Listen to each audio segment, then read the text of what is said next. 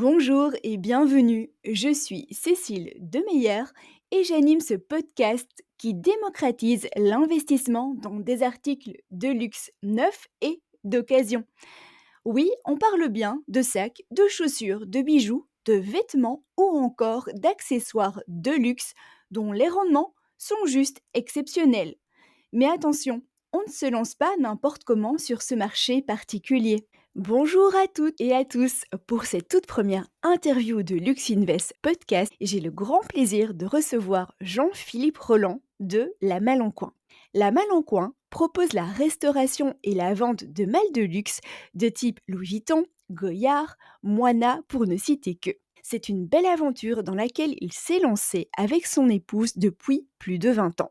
En 2021, son entreprise est d'ailleurs labellisée par l'État français Entreprise du patrimoine vivant, qui atteste d'un savoir-faire rare et d'une excellence en restauration de bagages anciens et en fabrication de bagages sur mesure. C'est vraiment une belle récompense bien méritée. Plus qu'un artisan, Jean-Philippe est un véritable passionnant. Vous verrez ça dans cet échange. D'ailleurs, il partage généreusement beaucoup de conseils sur ses différents réseaux sociaux.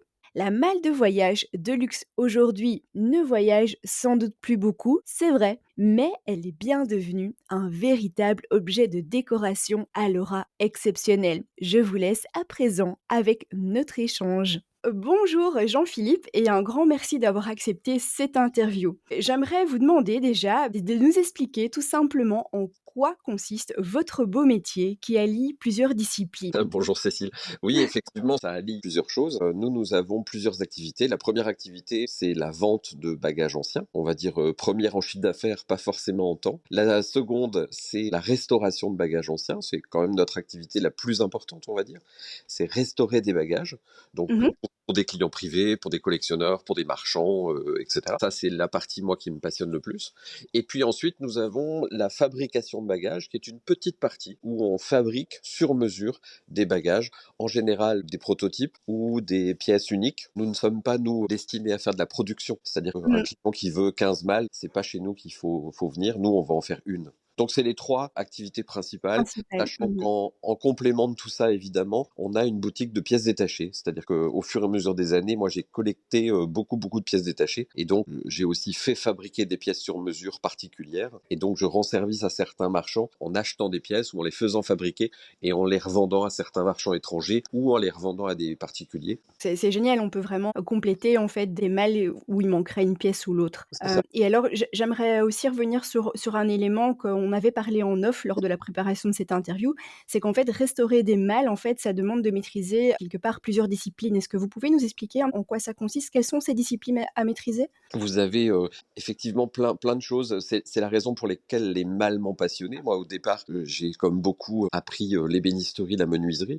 Sur une Mmh. malle, la particularité, c'est que vous avez du bois, vous avez du cuir, vous avez de la toile, vous avez dans certains cas du zinc, du laiton, du cuivre, de l'aluminium. Vous pouvez avoir du carton. Beaucoup de malles, par exemple, toutes les malles Vuitton en moyenne gamme sont avec ce qu'on appelle de la losine. C'est de la fibre de cellulose de papier. Donc en fait, c'est un genre de carton cuit. Vous avez besoin pour restaurer un bagage de connaître la menuiserie, l'ébénisterie. Vous avez besoin de connaître la maroquinerie, c'est-à-dire tout ce qui est couture, des coutures cuir, etc. Donc moi, j'ai été formé par une ancienne d'Hermès pour apprendre à coudre et à refaire une poignée, une sangle, ce genre de choses. Ensuite, vous avez besoin de serrurerie, puisque vous avez forcément sur une malle des serrures, vous avez des fermoirs, vous avez tout un certain nombre de choses. Et puis pour la restauration, vous avez besoin de deux cordes en plus à votre arc, qui sont la peinture. Je suis allé piquer des techniques des restaurateurs de tableaux du Louvre, par exemple, pour repeindre ou retoucher certaines toiles de malle. Et Mmh. puis vous avez besoin de chimie, puisque en fait, lorsque vous avez une malle, par exemple, où il y a un trou dans le cuir, il y a deux solutions: soit on remplace le cuir, soit on le rebouche. Et donc ça nécessite d'avoir quelques petites techniques de chimie pour pouvoir reboucher avec des produits qui vont être aussi souples que le cuir, de façon à ce que ça refende pas lors d'un changement de température, par exemple. Donc ça nécessite toutes ces compétences-là, et c'est ça qui me passionne. C'est l'intérêt, c'est justement de mélanger tout ça. Ça fait quand même beaucoup de choses à maîtriser et effectivement, vous devez avoir des challenges, sur chaque mail. Et justement, comment, en fait, on se forme à toute cette discipline pour ce métier? Alors, la partie menuiserie et bénisterie, moi, je l'ai appris au fur et à mesure des années en allant dans des stages de formation, en faisant une formation formation menuiserie. Donc j'ai un atelier de menuiserie à l'atelier avec scie, dégo, rabot, enfin tout ce qu'il faut pour pouvoir fabriquer. Je vous donne un exemple. Là, le mois dernier, nous avons un client hollandais qui nous a apporté une malle Louis Vuitton. Donc ce sont des malles tout à fait particulières qui, quand elles se déplient, permettent de constituer un lit. Et ce marchand hollandais a trouvé une malle lit, mais sans le lit.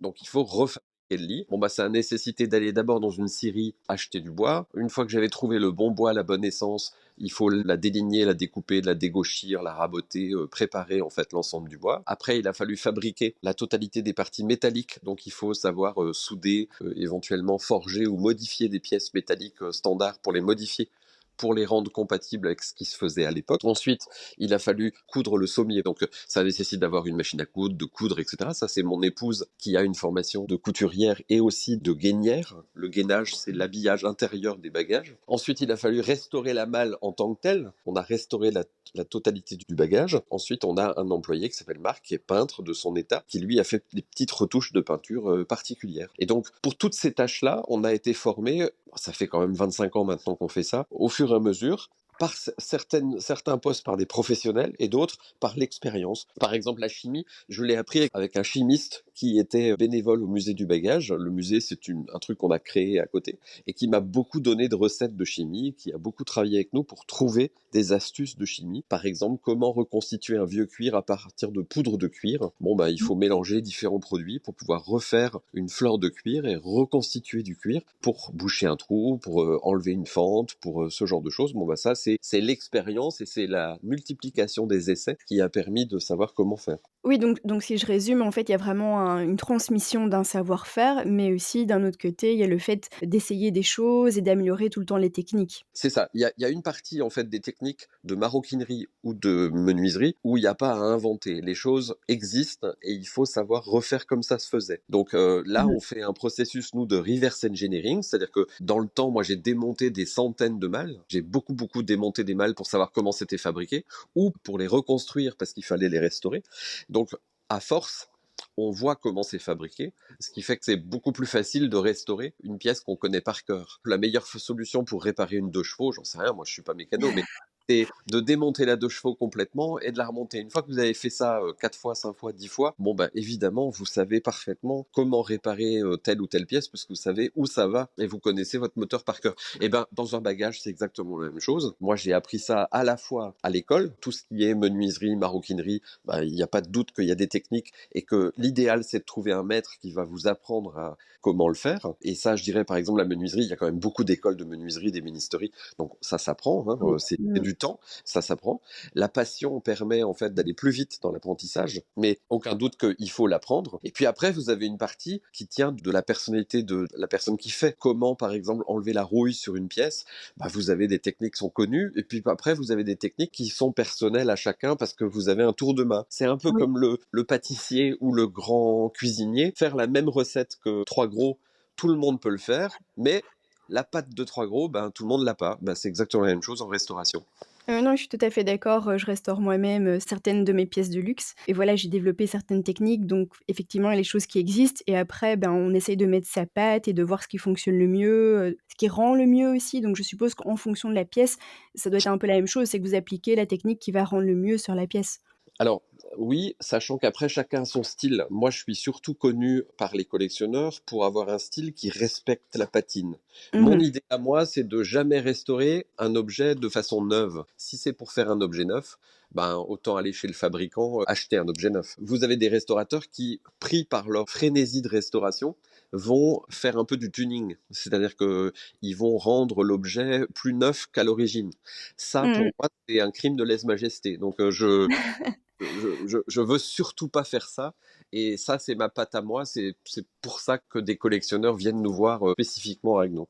Oui, c'est vraiment pour garder aussi l'histoire quelque part derrière l'objet. C'est ça. Le plus dur, par exemple, sur une malle ancienne, quand on change une poignée, c'est pas de changer la poignée. C'est de s'arranger pour que la poignée, elle ait l'aspect visuel identique à celle de la malle. C'est-à-dire que si la malle a 150 ans, il faut que je mette une poignée neuve, mais il faut pas qu'elle soit neuve. Il faut qu'elle ait 150 ans visuellement. Mmh. Oui, donc vieillir, le matériau neuf quelque part que vous mettez sur cette pièce ancienne. C'est ça. Pour vous Mmh. donner un ordre d'idée, par exemple, dans le jardin des ateliers à Agno, nous avons du bois, des clous, des tas de pièces détachées qui sont enterrées dans le jardin et qui sont là Mmh. depuis des semaines, des mois, qui prennent la pluie, qui prennent l'eau. C'est du vieillissement préalable de façon à restaurer des pièces neuves une fois qu'elles sont abîmées. Donc ici, j'aimerais aussi, qu'on aborde justement le type de clientèle qui existe en fait pour ces mails de voyage et si justement depuis, plus de 20 ans que vous êtes sur ce marché, vous avez constaté une évolution dans cette clientèle. Donc je pense ici par rapport aux éditeurs évidemment du podcast, à la caste justement investissement. Mmh. Est-ce que vraiment vous voyez une évolution par rapport à ça? Quel est le client type en fait pour les mails? Alors les choses ont beaucoup changé au fur et à mesure justement que l'objet mâle est devenu un investissement. Il y a 25 ans, c'était un objet de décoration, les gens ne le voyaient pas autrement. Et puis depuis 20 ans, on va dire que le bagage est devenu un objet d'investissement fort. Pour vous donner un ordre d'idée, il y a 20 ans, on achetait une malle Moana à 100 euros. Voire moins, la même malle entre guillemets, puisqu'après on rentre dans des discours de modèles, de types, etc. Enfin, Oui, oui, oui. on y reviendra certainement tout à l'heure, mais à mal identique, aujourd'hui, on est peut-être à 5000. Donc les choses ont énormément évolué, les prix ont monté quand même de façon assez importante, et on a de plus en plus de clients qui font des achats d'investissement. Hein. D'accord, oui, en fait, comme les autres articles de luxe, au final, on voit vraiment une évolution à ce niveau-là. Voilà, mais est-ce que vous voyez des différences au sein de cette clientèle? Est-ce qu'il y a des gens où c'est peut-être quand même beaucoup plus pour, la beauté de l'objet, d'autres pour, un investissement? Est-ce qu'il y a encore d'autres types de personnes? C'est la nature même de notre clientèle. Moi, j'ai des clients qui achètent une malle décorative. Une malle décorative, ça, c'est quelque chose dans notre gamme à nous qui commence à 300 euros et qui va jusqu'à 2000. Pour Mmh nous, on considère que ça, c'est de la déco. Ça, mh. c'est une partie de notre clientèle. Une seconde partie de notre clientèle, ça va de 2000 euros à l'infini. Hein. Pour donner une notion en fait aux auditeurs, la plus chère qu'on ait vendue de tout temps, c'était 250 000 euros, qui était Mmh. une collection particulière qui est partie en Allemagne chez un collectionneur. Ça, c'est tout à fait spécifique. C'était une malle de quelle marque? C'était une malle Vuitton qui avait la particularité d'être une wardrobe, donc une malle armoire, entièrement en laiton. Ah oui, d'accord. Voilà. Oui. Oui, oui, c'est tout à fait spécifique, c'est relativement rare. Pour revenir là-dessus, donc nos clients, c'est des particuliers en décoration, c'est des marchands, c'est ensuite quelques collectionneurs. On a des collectionneurs qui sont vraiment des passionnés, qui ont 2 malles, 5 malles, 10 malles, 15 Mmh. malles, 20 malles. Il y a des collections relativement importantes. Et ça, c'est notre clientèle. On a quelques clients comme ça qui, en fait, nous commandent des malles en nous disant, je cherche tel modèle et nous ne l'avons pas en stock. Et je vais avoir 1 an, 2 ans, 3 ans pour le retrouver. Et Donc vous donc, avez des sortes de missions, en fait? c'est ça, c'est ça. Ce sont des gens qui cherchent des modèles très particuliers. Alors, pour être franc, qui ont souvent des budgets conséquents et Mmh. qui vont me dire, voilà la liste des 10 pièces qui manquent dans ma collection, trouve-les-moi. Et je vais les chercher pendant 1 mois, 2 mois, 5 mois, 6 mois. Enfin, il y a certains clients, ils cherchent des pièces, ça fait 10 ans et je les ai toujours pas trouvées. Hein. Dès que je trouve une des pièces qui est dans leur liste, je l'achète, je la restaure et je leur propose. Enfin, je leur propose même pas. Enfin, j'envoie la facture. Oui, oui, donc v grâce aussi à vos connaissances et votre œil expert, vous pouvez remplir ce type de mission. Ils savent que voilà, ils peuvent, collaborer avec vous en toute confiance, donc c'est un gage aussi de qualité. C'est ça. Alors pour revenir sur votre question d'origine qui est l'investissement, la grande différence qu'on a sentie, elle se situe avant et après le Covid. Le Covid a marqué une grande différence en termes de valeur des objets. Pour vous donner une idée, une Malle Vuitton neuve valait avant le Covid à peu près 18 000 euros. Mmh. Oui. Après le Covid, elle s'est retrouvée à 36 000 ou 37 000 euros. Il y a eu un bond phénoménal. Une malle Vuitton ancienne, pour l'instant, est toujours moins chère qu'une malle neuve. Une malle Vuitton ancienne, ça se situe entre 10 et 30 000, on va dire. Selon Entre 10 l'état, je suppose, Non, je parle d'une malle restaurée vendue en boutique. Par exemple, ce qui va changer complètement la valeur d'une pièce, selon le pays dans lequel on veut l'adresser, c'est les dimensions. Une malle qui fait 1,10 m, qui est la plus grande dimension qui existe chez Vuitton, ne peut pas se vendre en Asie. Au oui, Japon, c'est oui, beaucoup c'est trop grand, les appartements sont trop petits, ça coûte une fortune d'avoir des grands appartements, donc il y a peu de grandes malles qui vont être vendues en Asie. Par contre, à l'époque où il n'y avait pas la guerre d'Ukraine, les Russes voulaient des grandes pièces, des très grandes malles. Les Américains veulent souvent des très grandes malles. Tout dépend du marché auquel on s'adresse. oui, c'est ça, oui, oui, selon le marché, évidemment, c'est pas les mêmes pièces qu'on recherche. Voilà. Mais c'est vrai que ce bond de prix au niveau du luxe, on l'a vu de manière générale, donc que ça soit pour des malles, mais aussi pour d'autres pièces de luxe. C'est vraiment intéressant aussi de voir que c'est même quelque part dans cette niche des malles parce que là, pour le coup, vous me disiez 18 000 avant le Covid et plus de 30 000, c'est ça, après? Oui, oui, Oui, donc ça fait 18 une sacrée 36. différence quand même, hein. Du simple au double en l'espace de 3 mois. Mmh mh. Donc 6 mois, puisque c'est venu d'un coup. Le prix a complètement changé. Ce qui a complètement changé aussi, c'est que le Covid a permis à des tas de gens confinés de se balader sur le web. Et Tout à donc, fait. nous, on a vu exploser le nombre de demandes de restauration parce qu'en fait, on a eu beaucoup, beaucoup de clients qui étaient confinés, Mmh mh. qui achetaient une pièce sur Internet. Ils achètent dans les salles des ventes, ils achètent, je sais pas moi, sur eBay, enfin, on pourra revenir, on pourra mettre un chapitre là-dessus. Et donc, ils achètent à distance. Et ensuite, bah, évidemment, la malle, elle est toute pourrie. Alors, vous avez des gens que je connaissais d'avant, qui étaient des collectionneurs d'avant, qui, comme ils étaient confinés, ils avaient rien à faire, bah, plutôt que de faire des boutiques ou de chercher des choses particulières, ils ont acheté comme ça une malle à tel endroit. Et en général, ils la font livrer chez nous, on la restaure et on leur renvoie. Donc ça a vraiment augmenté notre volume de travail de façon conséquente, hein. Vraiment, ça a changé. On a dû prendre peut-être 30% de travail en plus depuis le Covid. OK, et c'est quelque chose qui est resté ou ça s'est stabilisé par la suite au niveau de votre volume de travail? Absolument, non, c'est resté. Ah oui, donc C'est bah, resté. c'est bien, mais en même temps, vous avez moins de temps pour vous. Oui, enfin, non, non, mais c'est intéressant parce que si je pouvais ne jamais rien vendre, moi je vends par obligation, c'est-à-dire que je peux pas tout garder. Mais si je pouvais ne jamais les vendre, ça me plairait bien. Ce que j'aime, c'est restaurer pour le compte d'autres parce que ça me brise pas le cœur de restaurer une malle qui appartient à quelqu'un et de lui renvoyer. Au contraire, Mmh. je suis fier de mon travail, je suis content, je suis très heureux de lui apporter une nouvelle vie. Mais au moins, c'est pas un objet dont je suis obligé de me séparer. Oui, oui, je comprends parfaitement, parce que enfin, moi, je sais que quand je chine pendant un certain temps une pièce bien spécifique, que j'arrive à l'acquérir, beh, il y a un peu cette histoire aussi, qui vous lie à la pièce et puis la restaurer, bah, voilà, c'est moins facile, je pense, de s'en défaire que quand vous le faites pour quelqu'un. C'est ça, c'est ça. Et puis, si vous voulez, quand on le fait pour quelqu'un, on a besoin de plus de soins. Enfin, quand je le fais pour moi, s'il y a quelque chose qui va pas, ça me dérange pas. Enfin, Mmh. c'est mon problème. Si c'est pour quelqu'un, ça m'embête beaucoup. Donc, le fait que notre clientèle se soit beaucoup élargie à la restauration nous a permis, en fait, de moins s'embêter à vendre les pièces. Donc, enfin, ça veut pas dire que j'en vends pas, hein, mais on a beaucoup de travail en restauration et c'est très bien comme ça. D'accord, mais c'est chouette. Voilà. Et justement, j'ai envie de sauter sur une autre question, c'est est-ce que vous pouvez nous en dire plus sur les marques justement les plus prestigieuses, au niveau des malles de voyage? En France, c'est très très simple, ça se réduit à 4 ou 5 marques. Vous avez les 3 grands, c'est Vuitton, Goyard, Moina. Vuitton, Mmh. tout le monde connaît. Pour donner un ordre d'idée, c'est 1854, pour situer Oui. à peu près les périodes. Goyard, 1853, donc un an avant. Goyard qui est rue Saint-Honoré à Paris et qui est le premier concurrent de Vuitton, hein. Il y a Vuitton, Goyard, c'est les 2 grands en bagages rigides. C'est une maison un peu plus confidentielle aussi, je pense? C'est ça. Mmh mh. Alors, pour situer et puis pour avoir un moyen mémotechnique, Vuitton, en 1900-1930, c'était les People et Goyard, c'était le Gotha. C'est-à-dire qu'en fait, Goyard a toujours eu une politique vis-à-vis de la noblesse, vis-à-vis des familles capées européennes et avait comme logique de ne pas faire de pub. C'est un peu la logique, au niveau du luxe des pièces, beh, que qu'on voit, j'ai envie de dire, et puis les pièces de connaisseurs. Oui, alors oui, c'est ça. Alors, de toute façon, la clientèle, c'est un peu comme le long débat qui existe entre Vuitton et Hermès, hein. Vous avez des clients Hermès Mmh. qui voudront jamais de Vuitton et vous avez des gens qui ont du Vuitton qui veulent pas de Hermès. Dans le bagage rigide, Hermès est peu présent. Ils ont quelques valises et ils ont quelques malles, mais ils n'ont pas la réputation d'avoir une très très grande qualité, sauf pour certaines pièces. Mais Mmh. Hermès a pendant longtemps vendu quelques pièces à son nom, mais qui n'étaient pas fabriquées par Hermès. C'est pas Mmh. quelque chose qui attire beaucoup parce que ça n'a pas une grande valeur artisanale ou une grande valeur de savoir-faire. Vous trouvez par exemple des valises Hermès pour à peu près 1 500, 2 000 € assez facilement.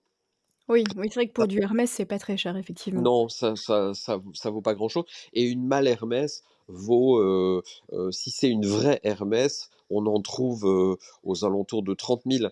Mmh. Ça n'atteint pas des prix, enfin, c'est déjà beaucoup d'argent, mais ça n'atteint pas des sommets autant que vous pouvez le trouver chez Vuitton et chez Goyard. Donc C'est tips pour nos auditeurs, il faut pas spécialement investir dans du Hermès, mais plutôt dans du Louis Vuitton, du, Goyard et du, Moina, c'est ça?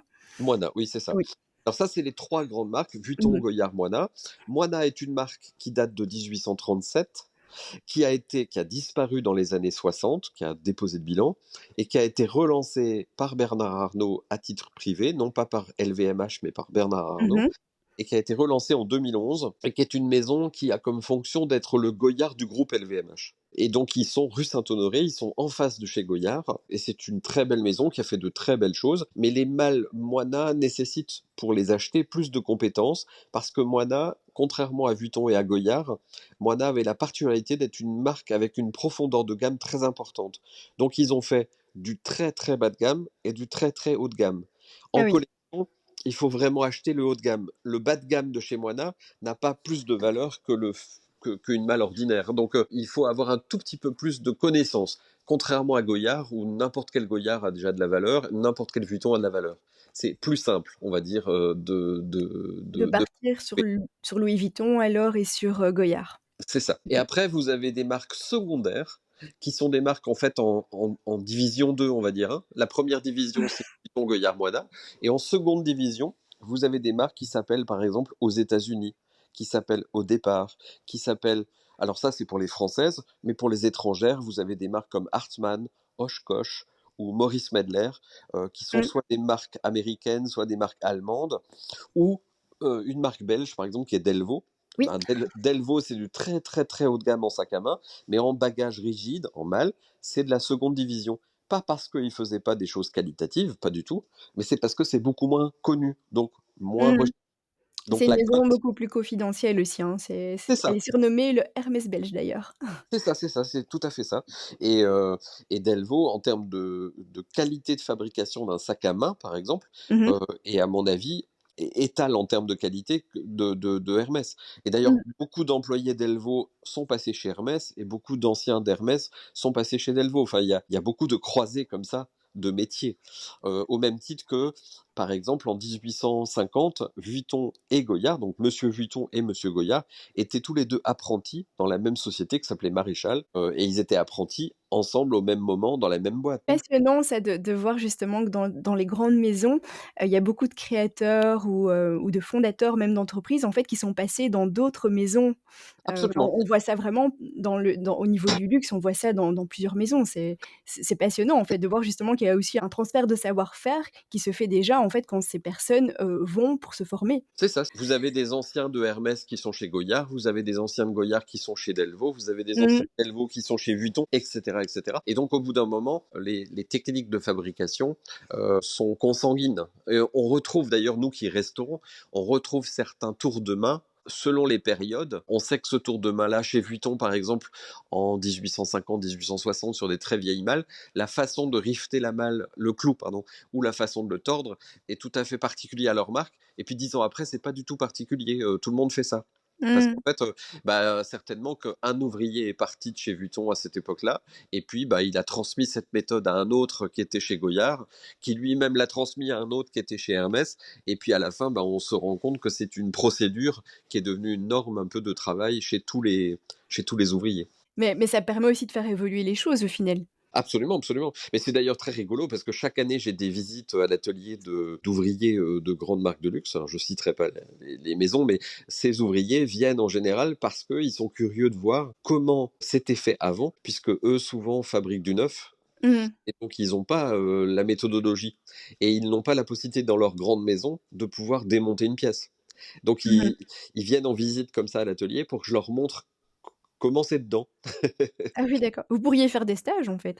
Et donc justement, si on souhaite se procurer une de ces malles, où peut-on aller justement pour pouvoir en dénicher une? Alors, il y a des endroits où il faut aller et des endroits où il faut pas aller.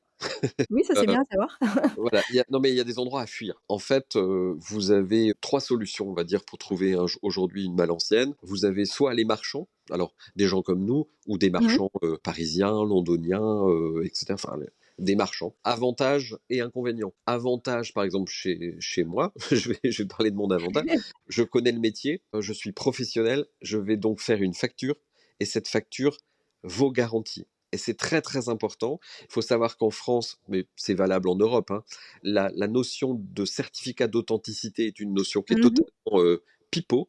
Ça veut rien dire, juridiquement parlant. Par contre, la facture, si demain, moi, je vous facture une malle Louis Vuitton et que je vous ai vendu à la place une fausse malle Louis Vuitton, on va parler de ça, eh bien, je suis responsable pendant 20 ans de ce que j'ai vendu. Mais c'est super intéressant ce que vous êtes en train de dire parce que de plus en plus, on met en avant justement ces certificats d'authenticité qu'on trouve maintenant un peu partout et en fait, vous êtes en train d'expliquer que non, ce qui vaut vraiment la preuve finalement, c'est ça reste la facture. Ah oui, c'est clair et net. Qu'est-ce qui est écrit sur la facture? Parce que vous pouvez très bien avoir une facture marquée MAL et puis avoir un certificat d'authenticité avec marqué MAL Goyard. En cas de procès, en cas de problème, les tribunaux regarderont la facture. Point terminé. Tout le reste, c'est de la littérature. OK, donc ce qui est important au final, c'est ce qui est écrit sur la facture, donc il faut que ça soit bien référencé et finalement le certificat d'authenticité, alors qu'on y accorde une grande importance aujourd'hui, c'est pas là-dessus qu'on devrait, mettre notre focus, mais vraiment sur la facture alors? Absolument.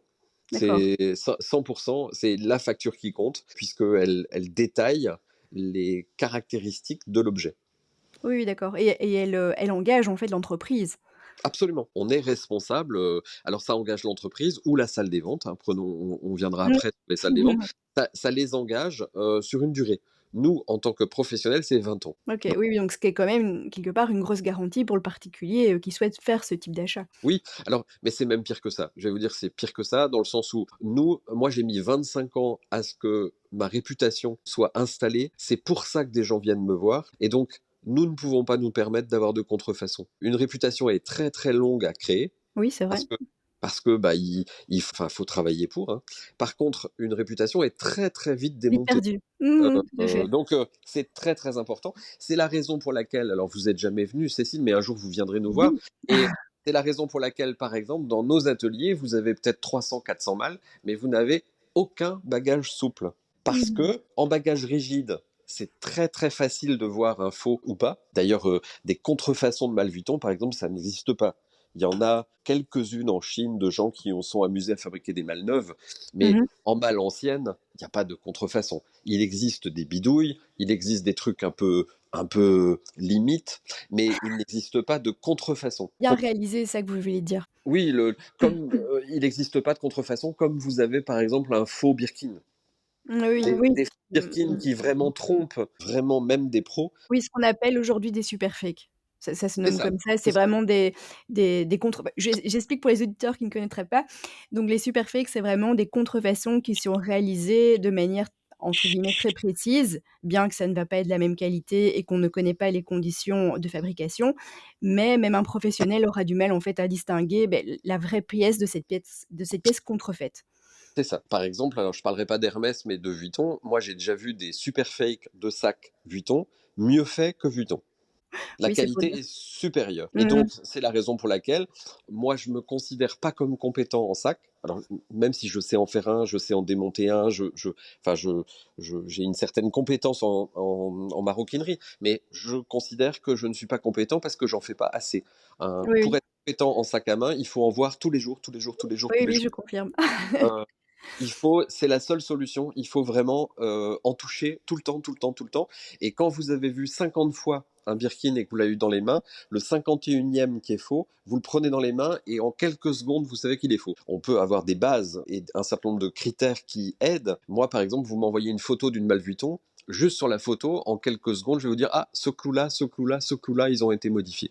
Et donc, en malle, il y a pas de contrefaçon. C'est la raison pour laquelle nous, on n'a pas de sac à main, on n'a pas de bagage souple et on s'est Mmh. spécialisé complètement dans un domaine, ce qui nous permet de toucher une clientèle plus d'investissement encore, parce qu'en fait, la malle a plusieurs avantages. Un, il n'y a pas beaucoup de contrefaçon. Deux, lorsque je fais une facture, il n'y a pas de débat sur l'authenticité de l'objet une fois que j'ai fait ma facture. Et trois, il y a très très peu de vols de bagages rigides parce que c'est très difficile à revendre si c'est volé. L'exemple type, j'en ai fait un post sur LinkedIn, on m'a proposé comme ça il y a pas longtemps 3 malles et elles faisaient partie de 5 malles qui avaient été volées à un marchand parisien.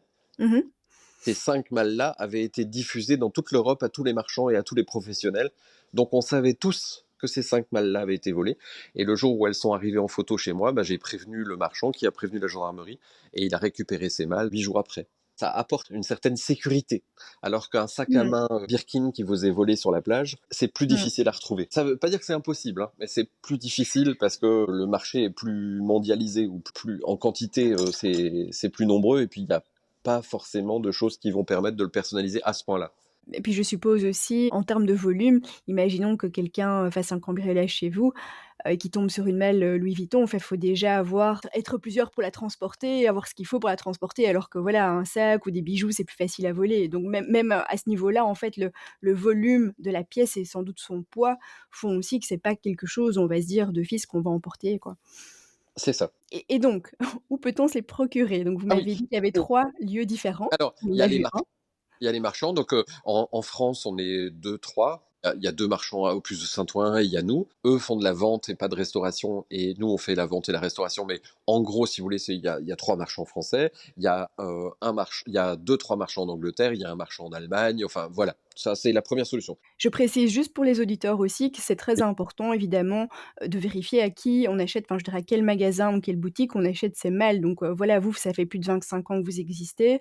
Je suppose que ceux que vous m'avez cités, ça fait un petit temps aussi qu'ils sont sur le marché, mais peut-être que voilà, une boutique qui vient d'ouvrir, où on ne sait pas trop d'où viennent les produits, là, il faut peut-être se méfier aussi. Donc faut quand même Moi, savoir à qui on achète.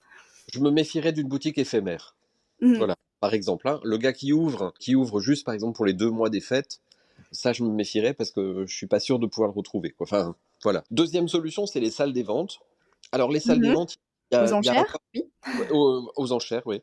Il y a à boire et à manger. Mmh. Il y a beaucoup de trucs bizarres qui se vendent dans les salles des ventes, mais c'est une option qui peut être intéressante dans le sens où les commissaires-priseurs ont quand même une responsabilité juridique. Il faut savoir qu'dans les salles des ventes, par exemple, vous avez beaucoup, beaucoup de faux. Il y a énormément de contrefaçons qui passent à travers les mailles du Oui, filet. je Par contre, valide, je valide. J'ai fait un post LinkedIn, justement, enfin, il y a pas longtemps là-dessus, effectivement, il y a des faux qui passent, il faut le savoir, oui. oui, oui, oui. Oh ben, j'ai vu des choses absolument terribles, hein, mais Mmh. par contre, le seul avantage, c'est qu'à partir du moment où vous pouvez démontrer que c'est un faux, moi ça m'est arrivé, hein. Alors pas un faux, mais il m'est arrivé d'acheter quelque chose en salle des ventes. Je vous donne l'exemple, hein, j'ai acheté une malle à un commissaire-priseur. Les photos présentaient une malle super, j'achète, et quand je la reçois, je m'aperçois qu'il n'y a plus de fond. C'est-à-dire que la Oui, malle est complètement détruite. Vous imaginez, il n'y a plus de. Quand vous la soulevez, tout ce qui est dedans reste au sol. Enfin, il y a plus de fond du tout. d'accord, oui, oui. Elle avait été complètement détruite et à aucun moment sur les photos ils ont parlé. Bon OK, bah, ni dans la description alors? ni dans la description ni dans Mmh. les photos. Donc là, ils ont une responsabilité, ils ont été obligés de reprendre la pièce et de rembourser. Donc D'accord, oui, mais il faut quand même démontrer, en fait, d'une certaine manière que ça ne respecte pas ce qui était mis en vente. Donc ça absolument. prend aussi du temps de monter un dossier et de faire une réclamation, je suppose? C'est ça. Il faut savoir qu'un commissaire-priseur, en fait, il gagne sa vie comment? Il gagne sa vie sur le volume. Donc, il a Mmh. une vente avec 300 objets et il prend 30% à l'acheteur et 15 au vendeur. Donc, il va gagner sur un objet qui se vend, par exemple, 100 euros. Il va Mmh. gagner 15 euros sur le vendeur, donc il va donner au vendeur 85. Et il va vous appliquer entre 27 et 30% de frais. Donc, l'objet qui a été adjugé au marteau, Oui, c'est 100 ça, oui, oui. euros, vous Mmh. allez le payer 127 ou 130 euros. Donc Oui, le c'est ça. commissaire-priseur, lui, il se fout complètement, entre guillemets, du prix final. Parce que ça se vende 100 euros ou 120 euros, ça Il va pas sera payé. changer. Il, Mmh. il sera payé, puis ça va pas changer la face du monde. Il n'a pas financé l'objet, donc il n'a pas payé l'objet. Oui. Et il va gagner sa vie en mettant 300 objets et en espérant que 90, 95, 97% des objets soient vendus. Et c'est comme ça qu'il va gagner sa vie. Et puis ensuite, il va payer le vendeur en général 5 semaines après la vente, alors qu'il a encaissé l'argent tout de suite. Oui, oui. Oui, Hein, voilà, donc, après c'est il- c'est c'est une façon aussi pour certaines personnes de revendre des articles, pour lesquels ils ne veulent pas s'occuper du tout de la vente, donc voilà, mais non, non, effectivement, mais c'est quelque chose qu'il faut savoir, quoi. c'est très bien, hein, et moi, je pense que les salles des ventes ont une utilité publique importante et que Mmh. c'est très intéressant. Donc ça, c'est une deuxième façon d'acheter. Moi, il m'arrive d'acheter en salle des ventes, hein. J'ai des clients réguliers qui m'envoient des photos en disant, vous en pensez combien? Jusqu'à combien je peux aller? Combien coûterait la restauration? Ça leur permet de budgétiser une affaire D'acc avant de placer des enchères, hein. Mais il faut savoir qu'aux enchères, vous avez le risque pour un particulier, c'est le feu des enchères. Oui, C'est-à-dire je qu'en suis fait, totalement d'accord. très souvent, on se dit, bon, je vais enchérir jusqu'à 1000 euros. On est dans la salle ou on est sur son PC internet et puis tout d'un coup ça passe à 1050 euros. On se dit, oh, c'est trop dommage, je vais Oui, mettre on veut 1000. absolument avoir l'article et donc on achérit au-delà de son budget, finalement. C'est ça. C'est ça. Oui, oui, Et c'est et en fait, par exemple, pour des personnes qui veulent vraiment le faire en termes d'investissement, c'est très compliqué parce que justement quand on investit, en toute logique, on doit vraiment mettre de côté, en fait, ses émotions pour justement le faire avec clarté, avec un raisonnement et quand on est dans ce type, de vente, enfin, moi j'en ai fait quelques-unes aussi, c'est vrai qu'on est un petit peu emballé par, l'effervescence, on se dit: «Allez, je veux absolument l'avoir, c'est une affaire» et finalement on dépasse son budget et c'est plus spécialement une bonne affaire à ce niveau-là donc c'est vrai qu'il y a une maîtrise des émotions qui est pas toujours évidente, dans ce type, en fait, de vente. c'est ça. Après, moi, je mettrais un bémol concernant les émotions et concernant le choix de l'article. Si vous raisonnez purement en tant que banquier, vous avez bien évidemment raison, il faudrait se maintenir à son budget. Moi, j'ai une façon un tout petit peu différente de raisonner. Je pars du principe qu'à partir du moment où j'investis dans un objet, et j'ai quelques malles, moi, chez moi, évidemment, que j'ai acheté et que je garde à la maison, je pars du principe qu'à partir du moment où ça va être un objet décoratif chez moi, en plus d'être un investissement, il faut que ça me plaise et que si ça me plaît, je suis prêt à payer une surcote. Plus. Mmh. Là, vous avez aussi la notion d'achat plaisir quelque part, parce que vous allez C'est aussi vous faire plaisir. c'est ça, La spécificité aussi de ces ventes aux enchères, c'est le prix auquel est adjugé l'article. Sur ce prix-là, vous allez encore avoir des frais de vente, donc qui va augmenter ce budget et ça, parfois, on n'en a pas conscience. C'est par exemple, si on achète voilà, on remporte, on va dire une malle à 2 000 €, beh, on aura peut-être des frais entre 25 et 30 à ajouter en supplément, c'est sur ça, ce prix-là. Donc voilà, le budget, en fait, parfois, on s'emballe en disant: «Ah beh, j'ai juste que 1 000 €», oui, mais en réalité, ça sera plus. c'est ça, c'est Donc ça. ça, il faut bien l'avoir à l'esprit. De moi, ce que j'ai observé, il y a effectivement des pièces intéressantes aux ventes aux enchères et après il y a des pièces, c'est pas toujours intéressant de les acheter là, elles sont déjà plus chères que les prix du marché. Donc voilà, donc il y a aussi quelque part, enfin, je ne sais pas votre avis, mais moi, mon avis, c'est que pour des débutants, c'est un peu compliqué. Il faut quand même une certaine maîtrise, en fait, du marché secondaire et des pièces qui s'y trouvent. Sinon, c'est vrai que les ventes aux enchères, on peut soit vite s'emballer pour un objet qui finalement est vendu plus cher que même si vous allez dans une boutique spécialisée, de seconde main. Donc il y a aussi cette spécificité-là à avoir à l'esprit lorsqu'on va dans ce type de maison aux enchères, quoi. C'est ça. Alors, il y a ça, et pour mon domaine spécifique qui sont les bagages rigides, la problématique, c'est que souvent, les gens enchérissent avec les photos qui sont disponibles, Mmh mh. oublient de demander des photos complémentaires Oui. Mmh mh. parce qu'ils ne savent pas qu'ils peuvent le demander, parce qu'ils ne savent pas, ils n'osent pas, ou alors ils enchérissent au dernier moment, c'est-à-dire qu'ils voient la vente lundi, et puis la vente est le lundi soir, donc ils enchérissent, ils prennent pas le temps de demander. Il faut savoir que vous pouvez demander des photos complémentaires, on Mmh. vous enverra toutes les informations nécessaires, et donc ces informations, elles peuvent m'être envoyées aussi à moi avant, et j'ai beaucoup de clients professionnels qui font ça. Ils voient une pièce en salle des ventes, ils m'envoient les photos complètes, et ils me demandent un devis avant. Ah oui. Mmh mh. Et donc, Oui. je fais le devis et je leur dis voilà, restaurer cette malle va coûter, je vous donne un exemple au pif, hein, Oui, 2000, oui, oui.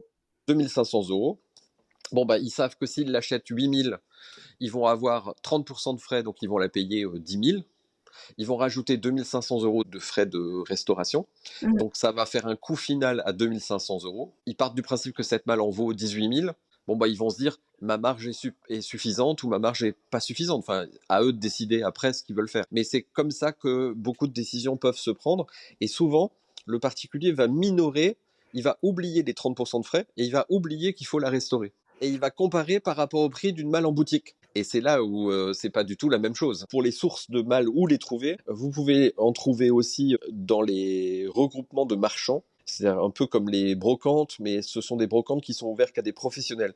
Donc il Mmh mh. suffit d'avoir un siret. Vous n'êtes pas obligé d'être un professionnel de l'Antiquité, hein. Vous pouvez être un professionnel. Vous, Cécile, vous avez un siret, par exemple. Enfin, en France, c'est un siret. Je ne suis pas en Belgique, mais Nous, on a juste le numéro de TVA. oui, voilà, bah, vous Mmh. avez un numéro de TVA. À partir du moment où vous avez un numéro de TVA, vous pouvez aller ce qu'on appelle dans les déballages marchands. Donc, il Mmh y a mh. des déballages marchands qui sont au Mans, qui sont à différents endroits. Et là, vous avez des professionnels qui déballent de la marchandise réservée aux professionnels. Professionnel. Et Ah là, vous oui. pouvez trouver des malles, vous pouvez trouver des bagages, des choses comme ça. Moi, c'est le genre de source que je ne pratique pas parce qu'en fait, il faut être sur place. Donc, il faut se déplacer. Ça ouvre à 5 heures du matin ou 6 heures du matin. Donc, il faut être sur place. Et souvent, ce sont des endroits où il faut payer cash. Et nous, ça fait partie des règles qu'on s'est fixées depuis le début. Nous n'achetons rien en espèces parce qu'on a un livre de police. Et Mmh donc, mh. on est contraint à un certain nombre de choses. Moi, je dois payer par virement bancaire ou par chèque. Je dois avoir un livre de police puisque je dois pouvoir prouver à tout instant que tel mal que j'ai vendu à telle personne, je l'ai acheté à telle autre. Oui, d'accord. On est obligé, c'est la traçabilité nécessaire, donc on a cette obligation. Et puis un particulier n'est pas obligé à ça. Hein, vous n'avez pas cette obligation-là. Un Mmh. particulier, pareil, peut acheter en brocante. Vous pouvez acheter sur un trottoir en brocante. Vous voyez une malle qui vous plaît, vous l'achetez, vous pouvez la négocier à n'importe quel prix, ça n'a pas d'importance. Nous, professionnels, c'est un peu plus compliqué. Oui, d'accord. Oui. Voilà, Oui, donc c'est vraiment très spécifique, en fait, pour le coup, ici. c'est ça. Et Hem, après, vous avez les sites qu'il faut éviter. Ce qu'il faut surtout éviter, c'est d'acheter sur Le Bon Coin, sur eBay, sur des choses comme ça. Pourquoi j'insiste? Autant vous pouvez acheter quelque chose à 50 euros, 100 euros, c'est pas grave, vous perdez 100 euros, c'est pas dramatique. Mais pour vous donner une idée, sur Le Bon Coin, par exemple, j'ai souvent vu mes propres bagages oui, vendus par un Anglais, vendus par un mec de, je sais pas moi, Perpignan, Carcassonne. En fait, il va sur notre site, il pique les photos, oui, et, oui. et il crée une annonce et il attend le pigeon. Donc ça, on le constate souvent. Sur eBay, pareil. Et donc, c'est le genre d'endroit où j'aurais tendance à dire attention, attention, Oui, attention. attention aux arnaques, oui, oui, c'est Voilà. ça, de manière générale, attention. Ou déplacez-vous sur place pour voir l'objet. Ah oui, oui, oui, non, Euh, certainement, oui. voilà. Enfin, nous, c'est compliqué. On pourrait pas acheter sur ces sites-là. Oui, oui, non, mais ça je vous rejoins complètement et même pour, d'autres articles de luxe, il faut vous quand on les achète comme ça sur Le Bon Coin ou dans des sites de particulier à particulier, il vaut toujours mieux faire un rendez-vous, contrôler l'objet aussi parce que parfois, comme vous dites, entre les photos et la réalité, il y a des personnes malheureusement qui sont pas correctes. Oui, donc effectivement, c'est une chose à avoir à l'esprit.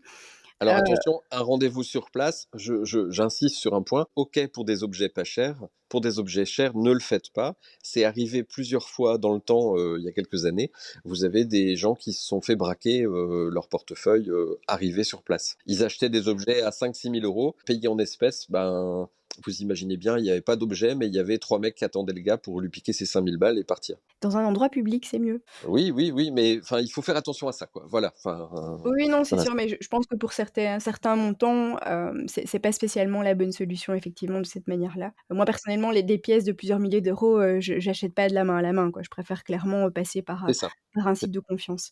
Et d'ailleurs, ça protège tout le monde, ça protège aussi bien l'acheteur que le vendeur.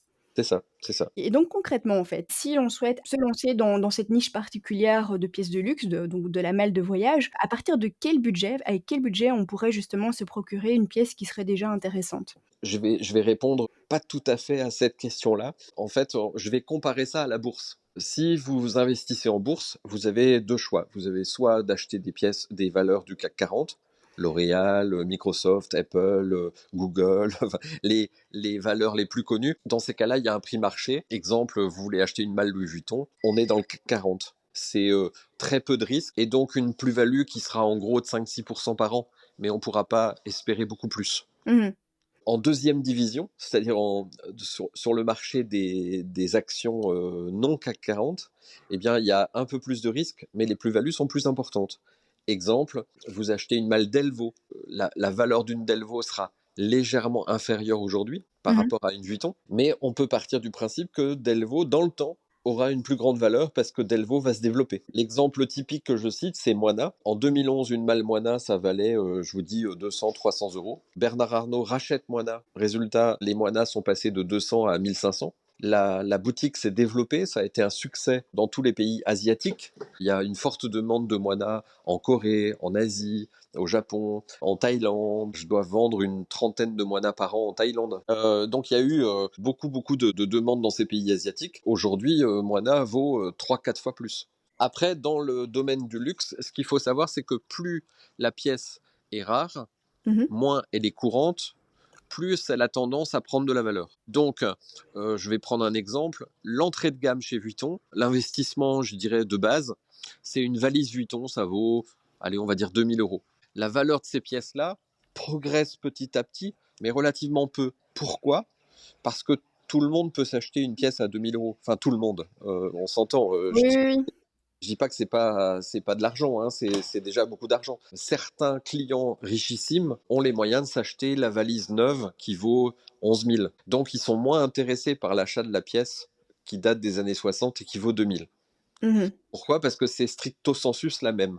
Oui, donc on pourrait en fait débuter avec ce type de pièce, mais plutôt dans un horizon de temps long terme C'est et ça. peut-être aussi pour avoir en même temps un objet de décoration. Donc là on en vient à un investissement, mais que aussi un achat plaisir quelque part. C'est ça, c'est exactement ça. Par contre, à partir du moment où on rentre dans des pièces qui sont à toile au pochoir, alors là, on rentre dans des discussions, il faudrait que j'explique un peu mieux la technique, mais chez Vuitton, vous avez une gamme qui, depuis les années 60, utilise la toile que tout le monde connaît, qui est une toile coton enduite de PVC. Mmh. Donc le monogramme Vuitton, il est partout pareil.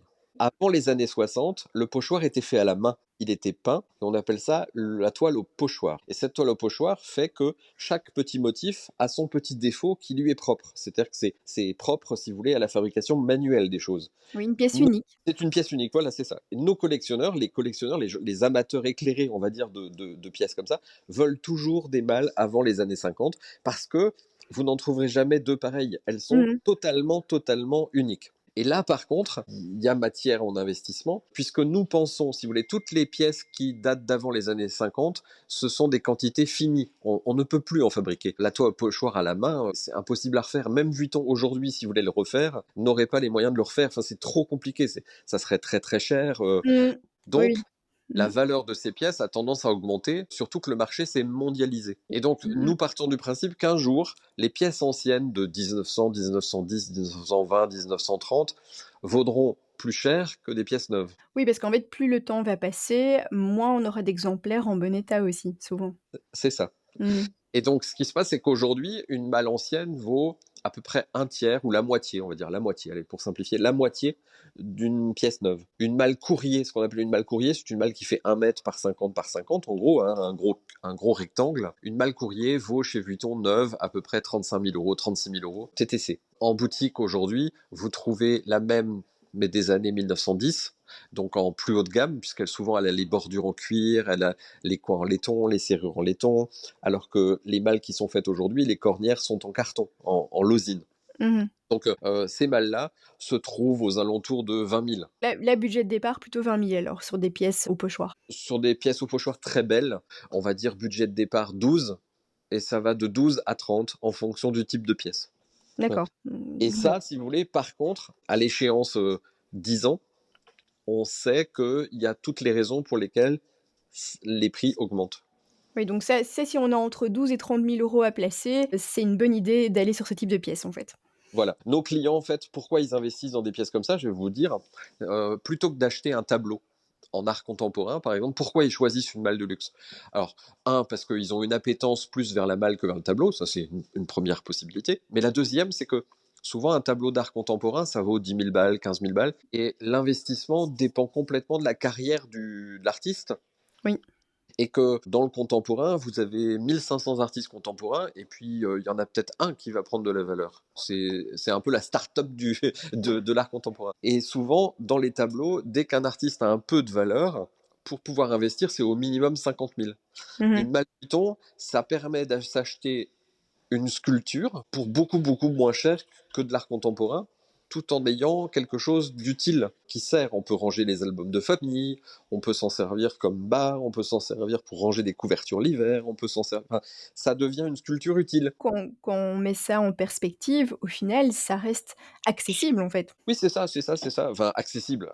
On s'entend, hein, je dis pas Oui, que c'est oui, pas. mais Non, par mais rapport à d'autres choses où on voudrait investir au niveau de l'art, finalement, ça reste un objet quand même très décoratif, avec un patrimoine, une histoire et au final, par rapport à ce que vous venez de donner comme exemple, ça reste accessible finalement. c'est Si ça. on part entre 12 000 et 30 000, ça reste bien plus accessible que lorsqu'on est sur des pièces justement, de collection entre 50 et 150 000 € quoi, donc c'est pas du C'est tout ça. la même chose. Mais vous Mmh. prenez même un Birkin. Euh, Mmh. une Malle Vuitton, ça vaut le prix d'un beau Birkin. Oui, totalement. Mmh. Et vous avez certains Birkin, les malles, c'est exactement la même chose. Vous avez certains Birkin à 100 000, vous avez certaines malles à 100 000. Voilà, c'est à peu près la même chose. Et vous avez certains Birkin en noir de base, un peu usé, qui datent un peu, qui valent 3 000 euros. Oui, oui, oui, totalement. C'est pareil en malle. Là, c'est un peu la même chose. Donc Ouais. en termes de plus-value, donc finalement, qu'est-ce qui est le plus intéressant? C'est-à-dire dénicher une malle en très mauvais état et la faire restaurer pour lui redonner une certaine valeur? Ou bien directement partir sur une malle finalement qui est déjà dans un état très correct? Alors, pour un particulier qui n'a pas de connaissances, qui n'a pas de compétences particulières, acheter une malle en très très mauvais état et la faire restaurer, je pense, est pas une aventure à tenter. Pourquoi? Mmh. Parce que il faut penser à la revente. Le jour où il voudra la revendre, Oui. ça sera quand même une malle qui a été restaurée de façon massive, sur lequel on a changé des pièces, on a changé un certain nombre de choses. Autant pour un marchand, c'est quelque chose de courant. Moi, il m'arrive couramment de restaurer des pièces à des marchands Mmh. qui sont très très très abîmés. Ils savent à quoi ils s'attendent et ils savent le résultat. Enfin, ils savent que ça sera pas forcément, ça sera pas parfait. Enfin, tout ne peut pas être parfait. Si par contre on est particulier, qu'on veut une, deux ou trois pièces Mmh. et qu'on veut vraiment un investissement plaisir, on s'embête pas à faire ça. On accepte de payer peut-être un tout petit peu plus. La différence va pas être colossale. Mmh. On va acheter dans une boutique, on aura une garantie, on aura une pièce qui sera bonne. Et ce qui est important, c'est de savoir ce qu'on achète. Je vous donne un exemple. Lorsque je change une poignée sur une malle, je le dis, il n'y a pas de faux semblant. Ce qui est embêtant, c'est quand on achète quelque chose et qu'on ne sait pas ce qu'on achète. Donc Oui, non, c'est ça. voilà, En fait, on en revient toujours à la même chose, c'est quelque part, hein, les la connaissance qu'on a, l'expertise qu'on a quelque part, de ce type de pièces et moi, je le vois bien aussi sur, par exemple, les sacs de luxe. C'est que, beh, je connais pas mal de personnes qui ont acheté des pièces en très mauvais état, pensant faire une bonne affaire en se disant: «Ah beh, je vais les faire restaurer et je vais les revendre, voilà, je les ai achetées 2 000 €, ça va me coûter 500 € de restauration, je vais les revendre 4 000 €». Mais au final, comme elles ont pas l'expertise ni de la pièce, ni de l'état final de la restauration, parce que parfois on n'est pas exactement sûr de ce que ça va donner, la plus-value qu'elles vont faire derrière sera moindre, parce qu'elles ne pourront pas la revendre à ce prix-là, en fait. Et donc c'est encore une fois une question de connaissance. C'est parfois, il vaut mieux, comme vous dites, mettre un peu plus d'argent pour acquérir une bonne pièce dans un bon état et s'assurer quelque part de pouvoir aussi la revendre à un certain prix par la suite. Donc je vous rejoins totalement là-dessus que si on manque un peu d'expertise, c'est très compliqué de réellement faire une bonne affaire. C'est un peu la chance du débutant alors. c'est ça. Je vous donne l'exemple d'un client belge qui m'envoie une malle Vuitton entièrement peinte en noir. Elle Mmh. a été Ouh là. repeinte pour fuir la guerre et pour éviter qu'on voit que c'était du Vuitton, les personnes l'avaient peinte en noir. Il m'envoie la malle, je décape complètement la malle, j'arrive à la restaurer complètement et je Mmh. lui renvoie et ça fait une malle absolument magnifique. Il avait acheté la malle en brocante 500 balles, une malle qui en vaut à mon avis 14 ou 15 000. Il Oui, a le coup. fait une plus-value absolument fantastique. Il a dépensé beaucoup d'argent en restauration, hein. Attention, le budget restauration était quand même conséquent, mais en gros, si vous voulez, il fait plus de 70% de marge. C'est fantastique. Et en plus, c'est un client, si vous voulez, qui achète pas du tout pour revendre, hein. C'est vraiment son plaisir. Bon. Et il a un de ses copains qui n'y connaît pas grand-chose, qui se dit mais c'est génial, je vais faire pareil. Il voit une malle Vuitton noire, et il l'achète et il me l'envoie. Et lui, il l'achète pas 500 balles dans une brocante, il l'achète 3500. Mmh. Donc c'est déjà plus pareil. Bah, il part de l'idée: «Ah ben c'est une bonne affaire même à ce prix-là», en fait. Il part de cette idée-là. C'est ça. Mmh. Et il me l'envoie et puis il me dit ben faites pareil que pour mon copain. Et je lui dis mais monsieur, la malle que vous m'avez envoyée, elle est noire d'origine. Donc qu'est-ce que vous voulez que je décape? Alors il me dit ah ben parce que vous avez décapé l'autre. J'ai dit bah oui, c'était de la peinture qui était pas d'origine et je l'ai enlevée. Mais là, Mmh. votre malle elle est noire d'origine. Ah mince alors. Et alors combien ça coûterait de la transformer et de la mettre en monogramme? J'ai dit mais ça c'est pas possible. Ça contrefaçon. Je fais pas ça. Ah bon? Mais alors elle vaut combien ma malle en l'état? À peu près 3 000 €, 3 500 €. Et donc, il s'est rendu compte, si vous voulez, que non seulement il allait payer 1500, 2 000 € de restauration, parce qu'il fallait quand même que je la nettoie, je la restaure, etc. Mmh. Tout ça pour un truc qu'il aurait acheté chez nous à peu près 3 500.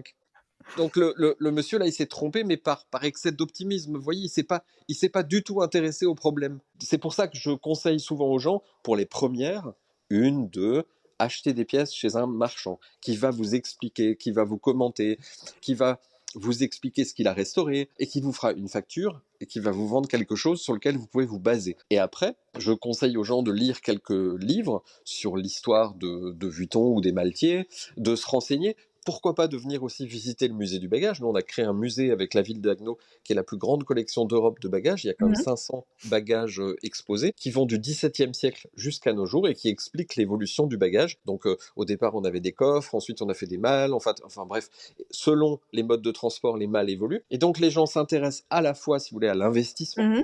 le côté financier, mais en même temps, dans un cadre historique. Ils se rendent compte de pourquoi il y avait des malles à chapeau qui permettaient de ranger 16 chapeaux. Et donc, quand ils vont voir une pièce, ils vont avoir plus l'œil de se rendre compte si ça peut être intéressant ou pas. Un exemple que je cite souvent, c'est les personnes qui m'envoient une photo d'une malle Mmh. disant ça vaut combien tel modèle, ou alors qui me disent j'ai la même que vous, et ils m'envoient une photo de mon site. Et je leur dis envoyez-moi les photos de votre malle. Et quand je reçois leur malle, quand je reçois leurs photos, je me rends compte qu'en fait pour eux, ils avaient la même parce qu'elle avait la même taille. Mmh. Mais rien n'est pareil. Les coins sont pas les mêmes, les poignets sont pas les mêmes, les serrures sont pas les mêmes, la toile n'était pas la même. Donc sur une malle Vuitton, Goyard, Moana, chaque petit accessoire apporte une plus-value ou une moins-value. Oui, oui. Et pour comparer, je compare souvent ça aux voitures. Lorsque vous achetez une voiture, on va prendre l'exemple d'une Audi A6. Selon le type de voiture, vous allez acheter l'option cuir ou pas. Vous allez acheter l'option ABS ou pas. Eh bien, les malles, ça se vendait pareil dans les années 30. Donc, les gens pouvaient acheter une malle avec l'option poignée en laiton, pas poignée en laiton, avec les cornières en cuir, sans les poignets en cuir. Et donc, Vuitton avait créé une gamme qui allait de la première série jusqu'à la troisième série et qui finissait par une quatrième série qui s'appelait les caisses d'emballage. Eh Mmh. bien, il y a une différence de valeur à mal de même dimension qui va de 1 à 5, à peu près. Oui, parce qu'évidemment, plus il y a d'options quelque part, et plus elles sont rares. Enfin, je veux dire, il y a moins de modèles quelque part avec toutes ces options, donc ça justifie aussi que finalement, bah, elle a beaucoup plus de valeur. C'est ça, Mmh. c'est ça, exactement. On arrive tout doucement ici à la fin de l'épisode et nous avons encore une question que nous a posée plusieurs auditeurs. C'est comment entretenir correctement une malle de voyage afin de bien la conserver, bah, une fois qu'on possède une pièce comme ça chez soi? Votre question comporte deux volets. Soit la malle, elle est achetée quelque part et elle est stockée chez des gens, soit elle vient de chez nous. C'est pas tout à fait la même chose. D'accord? Lorsque j'ai des clients qui me posent la question, lorsqu'ils nous achètent une malle, ils me disent qu'est-ce que je fais pour l'entretien? Et je leur dis que par nature, par définition, le mieux c'est de rien faire du tout, de Ah! C'est étonnant. D'accord, rien faire. C'est bien, il y a rien à faire. rien faire sur une malle que moi j'ai restaurée, il faut rien faire. Il y a simplement trois choses qu'il faut savoir. Un, il faut juste dépoussiérer. Donc de Mmh. temps en temps, passer un plumeau pour être sûr qu'il n'y ait pas de poussière. Puisque D'accord. la poussière, elle s'incruste sinon sur le cuir, sur la toile, etc. Donc c'est pas l'idéal. OK. La Mmh. deuxième chose, c'est comment elle est conservée. Donc il ne faut pas mettre une malle ancienne dans une véranda, par exemple, qui aurait des changements de température très Mmh. forts l'hiver et l'été, et il ne faut pas qu'elle soit au soleil direct, Oui. Ah oui, oui. Oui, ni pour à être l'humidité. Il ne faut mmh. pas ranger une malle dans une cave, il ne faut pas la mettre dans un grenier, il ne faut pas la mettre dans une véranda, mais du moment qu'elle est dans un salon, dans une cuisine, dans une chambre, dans des pièces, je dirais, à l'usage normal, il ne faut rien faire.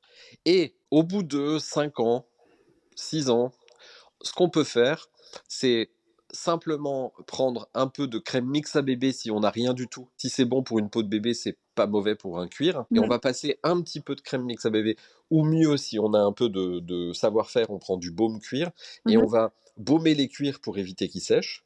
Donc ça, on le fait à peu près tous les 5 ans. Tous les 5 ans, d'accord. Mmh. On peut, si on le veut, nettoyer les laitons.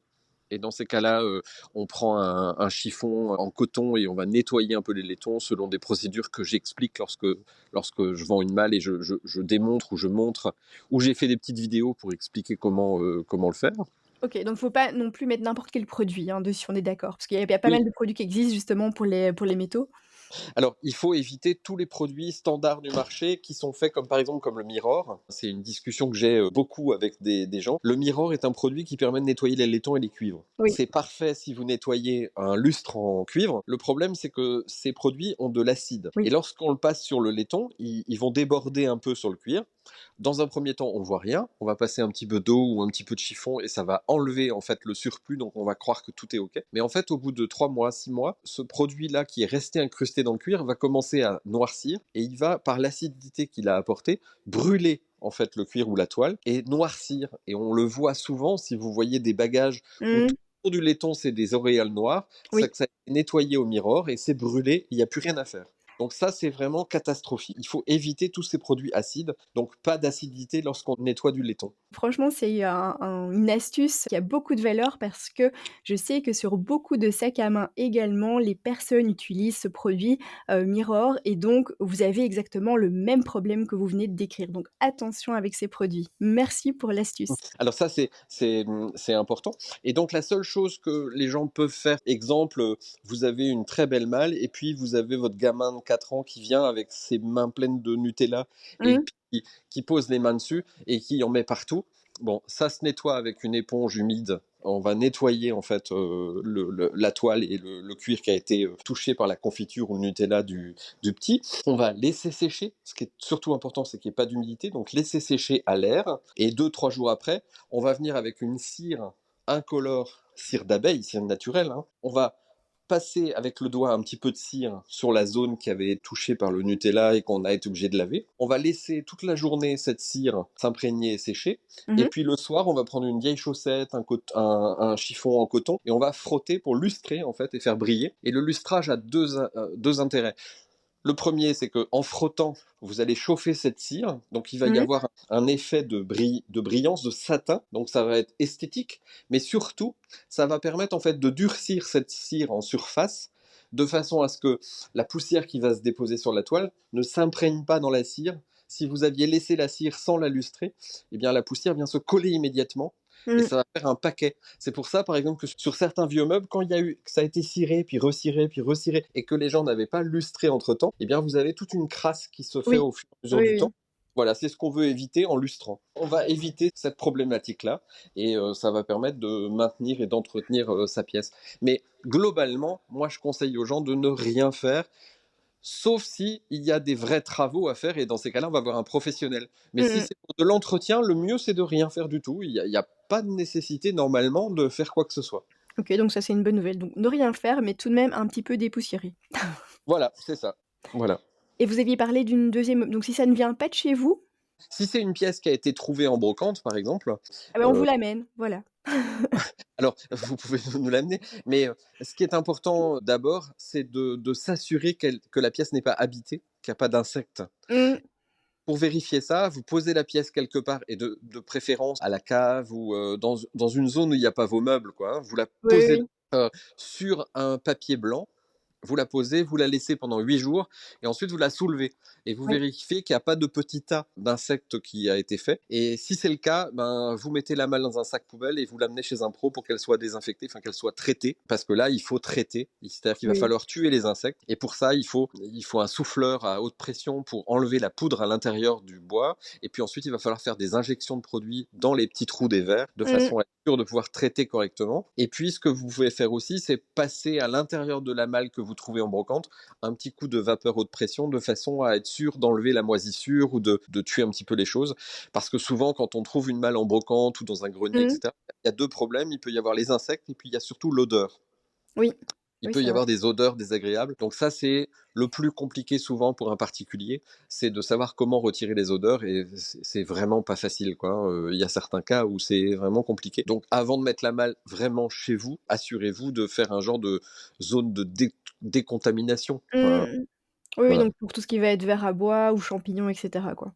Pour tuer les vers, il existe 3 solutions qui existent. La solution chimique, qu'on Mmh. essaye d'éviter, mais qui est inévitable dans certains cas. La solution du froid, vous Oui. mettez l'objet à -30 pendant 2 jours, mais ça, c'est valable que pour des objets qui peuvent supporter le froid. Tout ne peut pas supporter le froid. Le cuir supportera pas le -30, donc on évite cette solution. Et puis ensuite, vous avez l'anoxie, c'est-à-dire qu'on enlève l'air, mais là, ça nécessite de maintenir l'objet pendant 6 semaines sans oxygène. Ouais. C'est une technique qu'on utilise pour les musées. Moi, je l'utilise quand même très très peu, hein, mais ça existe, on peut le faire. Nous, on met la malle dans des exemples dans des genres de grands sachets immenses avec des sachets qui absorbent l'oxygène, et on met sous vide. Une anoxie, c'est 6 à 7 semaines dans un sac sans rien. Je ne peux pas travailler pendant 7 semaines. Oui, oui, Mais, donc ça mais ça demande existe, c'est ça existe. d'accord, bah, là, je pense que l'information, elle est hyper complète et au niveau de votre actualité, qu'est-ce que vous pouvez nous partager? Donc vous parliez d'un musée tout à l'heure? Alors nous, ben, on a créé, donc il y a une dizaine d'années, si vous voulez, j'ai confié toute une collection à la ville où j'habite, qui est la ville d'Agno, et ils en ont fait un musée. Donc ils ont récupéré les locaux de l'ancienne Banque de France, qui est un local, un très beau bâtiment, genre hôtel particulier, hein, qui fait 800 mètres carrés. Et à l'intérieur, on a installé l'ensemble de toutes les pièces de cette collection, qui, comme je le dis, est la plus grande collection d'Europe de bagages anciens, et qui présente en fait l'évolution des bagages à travers l'histoire. Donc ça, c'est le musée, il est ouvert toute l'année, du mercredi au dimanche. Et c'est la ville d'Agno qui gère, hein, c'est pas moi. Et moi, je m'occupe avec mon épouse, et c'est surtout Marie qui s'occupe de ça, de gérer en fait toute une bande de bénévoles. On a 18 bénévoles, qui sont des gens qui ont de 17 ans à 75 ans, et qui sont des guides, qui viennent guider les gens. On a des guides en français, en allemand, en anglais et en russe. Ah OK. Bah, Voilà. plus d'excuses alors, on doit tous venir le visiter. Ouais, bah, on a reçu évidemment tous les directeurs artistiques de la plupart des grandes marques de luxe, les directeurs du service patrimoine, les directeurs marketing. Et il a été inauguré en 2011 par Danielle Vuitton, donc qui est la fille d'Henri Vuitton. Mmh. Henri, c'était le dernier directeur général de Vuitton avant Bernard Arnault. Et donc Danielle, qui est une dame qui a à peu près 80 ans aujourd'hui, et sa fille, elle est venue inaugurer avec son mari et avec la plupart des fabricants de malles qui existent encore. Était présent à l'inauguration La Malle Bernard, qui est encore un fabricant de malles. Mmh. Était présent FT à Bordeaux, qui est aussi un fabricant de malles. Pinel, et puis Titi Trunks, qui est aussi un fabricant de malles. Alors là, c'est des malles contemporaines. Ce sont des gens avec qui je collabore de temps en temps sur un certain nombre de choses, mais qui, eux, sont spécialisés en fabrication de malles modernes, enfin neuves. Ouais, Ce ça sont des devait être assez exceptionnel quand même. Oui, oui, c'était très sympa. Il y a une vidéo d'ailleurs sur le site La Malencoin. Donc sur YouTube, nous avons un site sur lequel nous présentons un certain nombre de malles. On présente aussi un certain nombre d'étapes de restauration.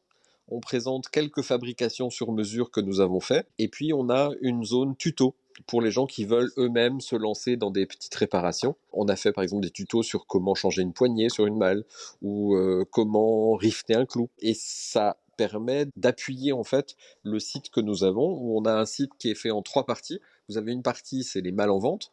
Vous Mmh. avez une partie encyclopédique, où je donne des documents, des infos, des copies de catalogues, des choses comme ça. Et puis vous avez une partie pièces détachées, où les gens peuvent trouver des coins, des équerres, des poignées, Mmh. s'ils veulent faire une réparation eux-mêmes. D'accord. Oui, donc il y a YouTube où on trouve effectivement pas mal de vidéos, dont des tutos, donc c'est super intéressant, votre site web et je pense que vous êtes aussi présent sur Instagram et sur LinkedIn, c'est bien correct? C'est ça, exactement. Sur LinkedIn, c'est Jean-Philippe Roland, qui est mon nom, ou alors La Malencoin. Pour tout le reste, c'est La Malencoin. La Malencoin est le nom de notre site internet, de notre page YouTube, etc. Je mettrai de toute façon tous les liens dans l'épisode, dans les notes de l'épisode. J'ai encore une dernière question pour vous pour conclure donc cet épisode. C'est pour vous, quelle serait en fait la pièce de vos rêves que vous aimeriez acquérir, donc en termes de pièces de luxe?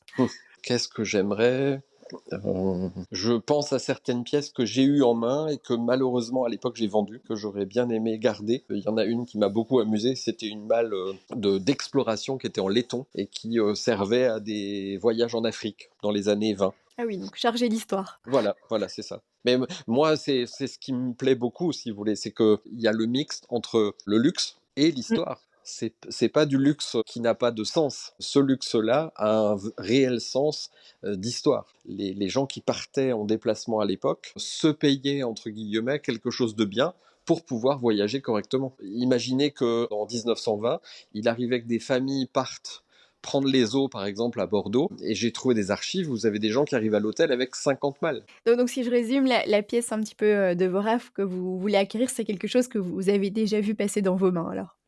C'est ça. Et que je regrette d'avoir vendu. OK, Mais donc vous savez, je crois que c'est toujours comme ça. Il y a plein de pièces comme ça. Là, j'ai trouvé, il y a 3 semaines à peu près, j'ai trouvé une pièce Vuitton très très rare. J'ai trouvé une pièce Vuitton qui fait en fait 70 centimètres par 54 par 50 et qui est en fait la moitié d'une malle courrier. Donc c'est quelque chose de vraiment très très peu courant. Ça peut mmh. ressembler à un cube en fait vertical. Cette malle, elle est absolument splendide. Pour un client lambda, enfin pour quelqu'un qui connaît pas forcément, bah, c'est juste une malle. Mais pour moi, ça fait 25 ans que je restaure des malles, c'est la première fois que je vois celle-là. Et ben, elle a une valeur extraordinaire. Et en l'occurrence, je l'ai surpayée puisque je l'ai achetée en salle des ventes. Je l'ai pas du tout payée à un prix raisonnable. Mais ça n'a pas d'importance, elle est vraiment unique. Oui, Ouais. non, je comprends. Voilà. C'est quelque chose qui avait un aura bien particulier, donc il vous la fallait. C'est ça. À mes yeux, elle est vraiment intéressante. Et donc, je me suis passionné par sa restauration. J'ai pas tout à fait fini, mais presque fini. Et pour moi, c'est une pièce qui est exceptionnelle. Je pense que pour quelqu'un qui voit juste les bagages dans leur ensemble, il va pas trouver ça exceptionnel. Mais pour un collectionneur, elle devient exceptionnelle par sa rareté. Mmh et donc je suppose qu'on pourra suivre, cette restauration aussi sur, vos différents réseaux? C'est ça. Elle est même déjà sur notre site, mais elle est en marquée comme à venir. Donc, elle a pas de prix pour l'instant. Et c'est une très belle pièce. Donc, on la voit déjà. Et pour conclure cet épisode, qu'est-ce que vous voudriez que les auditeurs y retiennent justement de notre échange? J'aimerais qu'ils retiennent la, l'étendue de votre tâche. L'étendue de ma tâche. C'est-à-dire que je pense que d'essayer d'expliquer aux gens comment investir enfin, oui, faire de l'investissement dans le luxe, c'est une très bonne idée. Enfin, moi, ça me semble couler de source presque, ça me semble une évidence, mais je pense que ça nécessite d'avoir des auditeurs qui aient le sens d'un petit effort. Euh, Acheter une action L'Oréal, c'est faire de l'investissement, Oui. mais à mon sens, c'est faire quelque chose de passif sur lequel vous n'aurez pas d'action et sur lequel vous n'avez pas de choix. Acheter des pièces, bah, c'est avoir envie de s'intéresser à un domaine. Moi, par exemple, pour vous donner un idée, je suis allé visiter les ateliers de Vuitton, je suis allé visiter les ateliers d'Hermès, je suis allé visiter des ateliers de petits maroquiniers, je suis allé visiter des menuisiers. J'ai passé des années avant d'en faire mon métier à m'intéresser au domaine. Oui, c'est ça, Et c'est en fait, vous résumez bien les choses, c'est déjà il faut s'intéresser et puis je trouve que c'est un investissement où justement, il faut prendre action. Enfin, on est maître en fait de l'action qu'on prend par rapport à cet investissement qui a tout son sens en fait. Il est pas virtuel, on peut le toucher, il est durable, il a une histoire. Enfin, en tout cas, moi, c'est ce qui m'anime aussi, c'est qu'à côté du côté effectivement, pécunier où effectivement il y a moyen de faire de belles plus-values, mais il y a vraiment ce côté histoire, transmission, qu'on retrouve pas finalement dans d'autres types d'investissements, mis à part, par exemple, les voitures de collection et cetera. Mais voilà, c'est assez particulier aussi qu'on peut vraiment, commencer, même en fait avec un livre, parce que vous dites, voilà, on peut aller visiter des choses, c'est vrai, mais rien que sur internet, on peut trouver de l'information, dans des livres, on peut trouver de l'information, donc il y a vraiment c'est vraiment accessible au final. Ça aussi, c'est ça aussi que j'essaie de faire passer comme message, c'est que malgré que ça paraît fermé, c'est accessible. oui, et puis moi je clôturerai en vous disant la règle qu'on s'était fixée avec mon épouse à l'origine, puisque moi quand j'ai débuté, si vous voulez, j'étais pas pro. J'ai commencé par acheter des mâles pour mon plaisir, Mmh.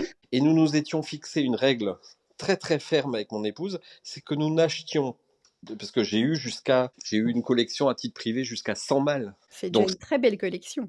oui, voilà. Et à un moment, je savais plus où les mettre. Et la règle que nous nous étions fixée, c'est de n'acheter que des pièces qui nous plaisaient. C'est-à-dire, même si je la vends jamais, est-ce que je la vois chez moi?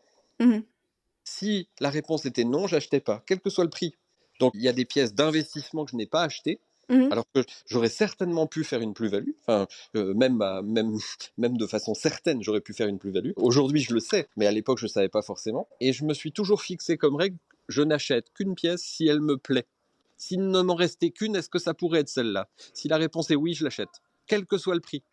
Mmh. Et j'ai jamais été déçu. Et aujourd'hui, je fais vivre une entreprise sur cette base-là. Enfin, nous, on vit quand même de ça. Pour vous donner un ordre d'idée, enfin, on fait entre 500 000 et 1 million d'euros de chiffre d'affaires. Donc, c'est pas des toutes petites sommes non plus. Enfin, c'est pas énorme, hein. C'est rien par rapport au gros du luxe. Mais c'est des chiffres d'affaires quand même relativement conséquents qui dépendent complètement de ce qu'on trouve, Mmh. puisque il y a des années on va trouver beaucoup, des années on va trouver moins. Mais une chose est sûre, c'est que toutes les pièces que j'ai en stock, ce sont des pièces où je me dis, je pourrais les avoir chez moi. Si la règle c'est je peux pas l'avoir chez moi, alors je l'achète pas. Mais puis vous faites vivre et revivre aussi, des pièces d'exception, donc c'est ça la magie derrière et je pense qu'en termes, voilà d'achat de ces types de pièces, il faut les acheter en accord avec vous et vos valeurs, donc c'est très important et là-dessus je vous rejoins complètement. Après, Donc nous, si vous voulez, on a la chance, mais ça, c'est pas public, mais on a la chance de travailler pour des grandes marques de luxe où contractuellement, on n'a pas le droit de le dire. Donc, on a des contrats de confidentialité qui nous interdisent de le dire, qui nous permettent aussi d'assouvir cette envie de travailler sur des pièces d'exception. Il y a une grande marque de luxe, par exemple, qui nous a autorisé à le dire, c'est Dupont, les briquets mmh Dupont, les stylos, etc.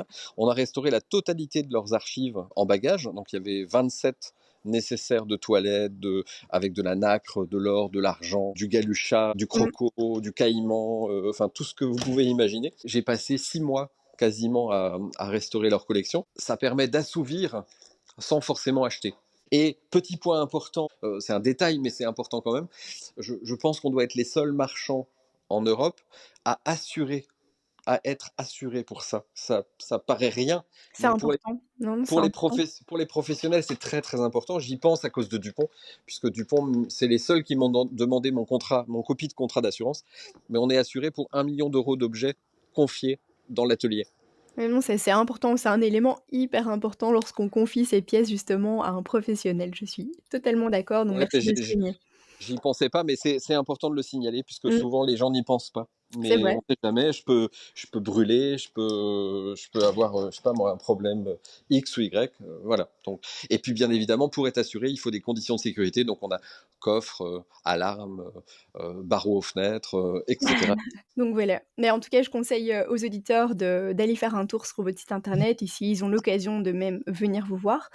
Et en tout cas, je vous remercie beaucoup pour cet épisode qui, je pense, est vraiment riche en valeurs, en astuces, en même en savoir. Donc merci beaucoup à vous d'avoir inauguré la série des interviews et à bientôt. Et moi qui vous remercie de m'avoir invité, puis à bientôt Cécile et puis bon boulot. Merci beaucoup. Et voilà, c'est la fin de ce tout premier interview de Lux Invest Podcast. J'espère vraiment que vous l'avez autant apprécié que moi. Au-delà de la malle de luxe, Jean-Philippe Roland nous a vraiment partagé un tas de conseils précieux qui va de l'authenticité au choix de l'article à l'entretien, mais aussi nous avons échangé sur notre vision de l'investissement dans les pièces et ça peut diverger, c'est très bien comme ça. Si vous avez apprécié cet épisode, surtout n'hésitez pas à le diffuser autour de vous. C'est la meilleure manière de faire connaître tout ce travail et tous ces conseils de qualité. N'hésitez pas non plus à me laisser une note 5 étoiles sur votre plateforme d'écoute. Oui, ça vous prendra quelques minutes, mais ça fait vraiment beaucoup au niveau de la visibilité. Si vous appréciez mon contenu de semaine en semaine, s'il vous plaît, laissez-moi une petite note, ça me fera super plaisir. Vous me retrouvez bien sûr sur mes différents réseaux et je vous dis une bonne soirée ou une bonne journée selon votre heure d'écoute et on se retrouve la semaine prochaine pour un nouvel épisode de Lux Invest Podcast.